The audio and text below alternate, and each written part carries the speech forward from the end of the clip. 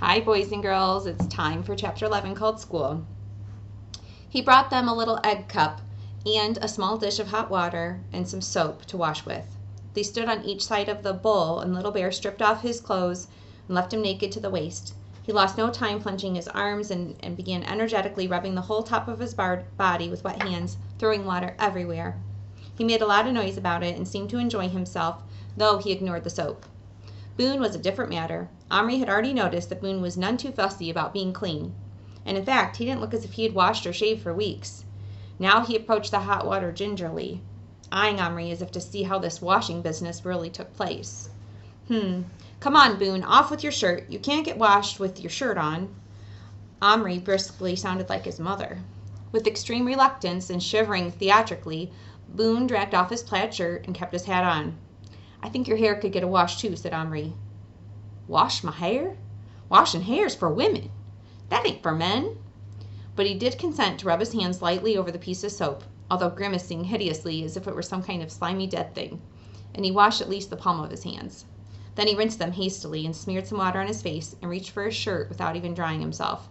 Boone, look at Little Bear. You called him dirty, but at least he's washing himself thoroughly. Now you do something about your neck and, well, at least under your arms. Under my arms? Yeah, and your chest. I should think that you've been sweaty. I can't take you to school all sweaty. Heck, don't you go running down on sweat. Sweat keeps a man clean. After a lot of bullying, Omri managed to get him to wash at least a few more bits of himself. You'll have to wash your clothes sometimes, too. This was too much for Boone, though. Ain't nobody gonna touch my duds, and that's final. Ain't been washed since I bought 'em, and whatever takes all that stuff out of the good cloth when you wash 'em, without all the dust and sweat, well, that's what keeps me warm in here. At last they were ready. Omri pocketed them and ran down to breakfast. He felt tense with excitement. He'd never carried them around his house before. It was risky, but not as risky as taking them to school, and he felt like having a family breakfast with them in his pocket was like training for taking them to school. Breakfast in his house was often a dicey meal anyways. Everybody was more or less bad-tempered. Not many morning people in his house. Today, for instance, Adel had lost his football shorts and was blaming everybody for it. In turn, their mother had just discovered that Gillen, contrary to his assurances the night before, had not finished his homework and had watched television. Their father was grumpy because he wanted to do some gardening and it was raining yet again. I know, I put them in the laundry basket, Adel was saying fretfully. Well, if you did, then I washed them. In that case, they're back in your top drawer. But if you didn't, well, then I don't know where they are. It's only a bit of history and one little mini castle that I have to draw and only one little tiny paragraph I have to write, said Gillen. I can do it before school. Stinking climate, muttered their father. Those onion sets will rot if I don't get to them soon. Gillen, did you borrow them? No, I didn't borrow them. I got my own. Omri ate his cereal in silence, grinning to himself and hugging his secret. He slipped a couple of cornflakes into his pockets. I bet Omri took them, said Adel suddenly. Took what? My shorts. What on earth would I want your shorts for, said Omri. It might be your idea of a joke to hide them. This was outrageous. Outrageous. Don't be stupid, he said. So you did do it, said Adel in triumph. I did not. You're red in the face. That's proof that you're guilty. I swear I didn't do it, said Omri. I bet they're under your bed. I'm going to go up and have a look.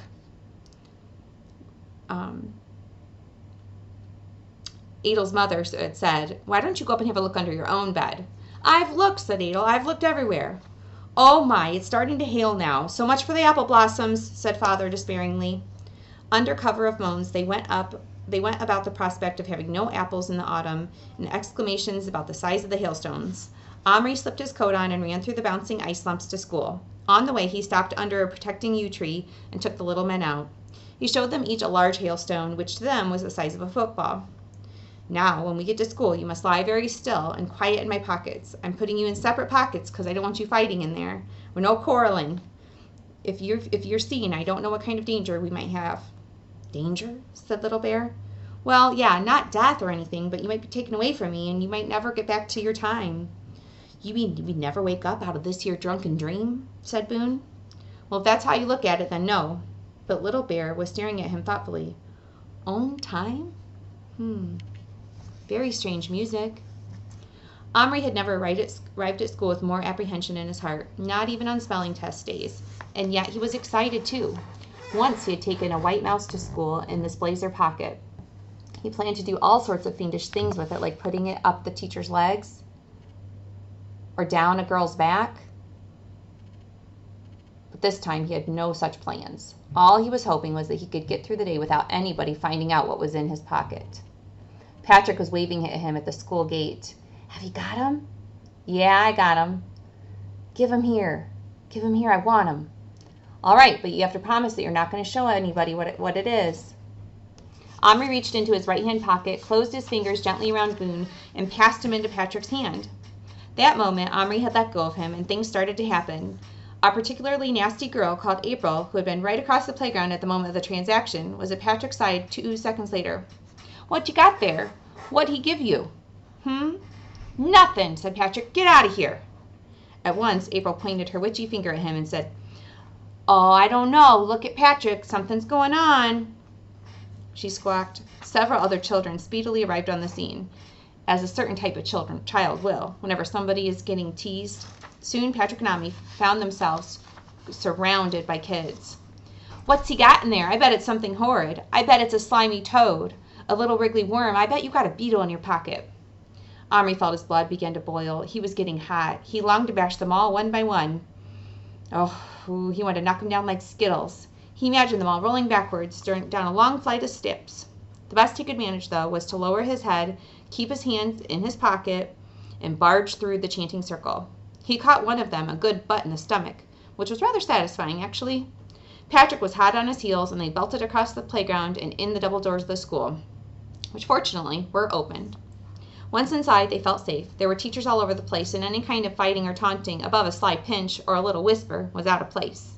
Patrick and Omri slowed to a walk, went to their places, and sat down, and they tried to look calm and ordinary, so nobody would get their attention. No teachers would give them any attention. But they were huffing and puffing, and the teacher said, "Why are you two huffing and puffing? Have you been running?" They nodded. "As long as you haven't been fighting," she said, giving them a sharp look. She always behaved as if a little fight was a long step on the road to hell. Neither of the boys got much work done during the morning. They couldn't concentrate. Each of them was too aware of the passenger in their pocket. Both Little Bear and Boone were restless, particularly Little Bear. Boone was naturally lazier. He kept dozing off in the dark and then waking with a little jump that made Patrick very nervous. But Little Bear was scrambling about the whole time.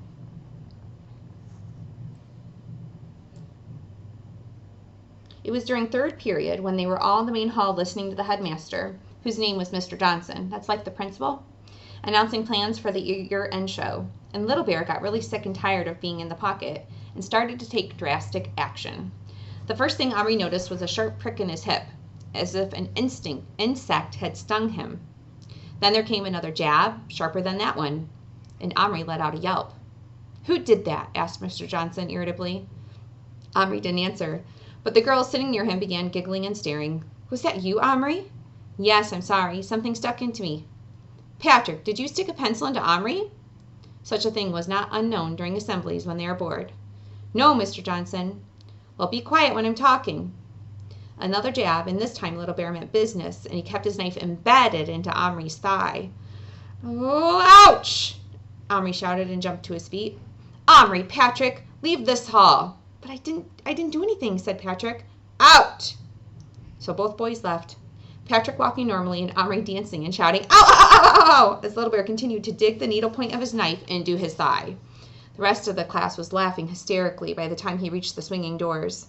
And outside they ran, Patrick and Omri. Omri was running sideways to the far end of the playground. On the way, Omri plunged his hand into the pocket, seized Little Bear, and dragged him out, and the agony stopped. Safe in a sheltered corner behind some privet bushes, Omri held his persecutor at eye level and shook him violently, the way you shake a bottle of medicine, and he called him the worst names he could think of, which was not for some time, though. Oh, when he'd run out of bad words, which was not for some time, he hissed, "What do you mean by it? How dare you? How dare you stick your little knife into me?" "Little Bear dare? Omri keep in dark many hours. Little Bear want see school place, not lie in hot dark place. No breath, no see, want to enjoy. I warned you would not like school. It's not my fault you made me bring you, and now you've gotten me into trouble." Little Bear looked a little guilty, but he stopped shouting.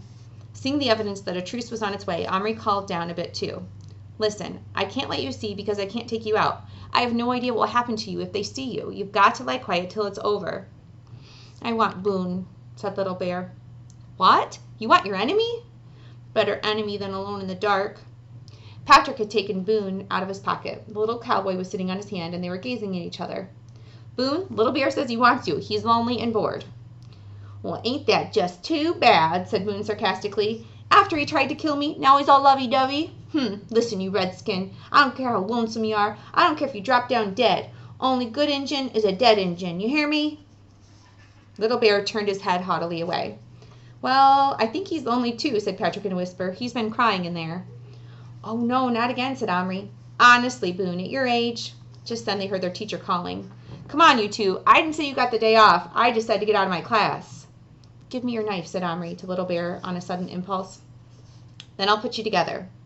With only a moment's hesitation, Little Bear handed over his knife, and Omri slipped it into his breast pocket of his shirt. That was empty. Then he said to Patrick, "Let me have Boone." "No.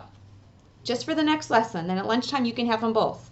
They'll keep each other company. They can't do much damage in my pocket." Reluctantly, Patrick handed over Boone, and Omri held them one in each hand so they were face to face. "Be good, you two. Try talking to each other instead of fighting. Whatever you do in there, though, don't make any noise." And he slipped both of them into his left pocket, and he and Patrick ran back into the school. That's the end of chapter 11. See you soon.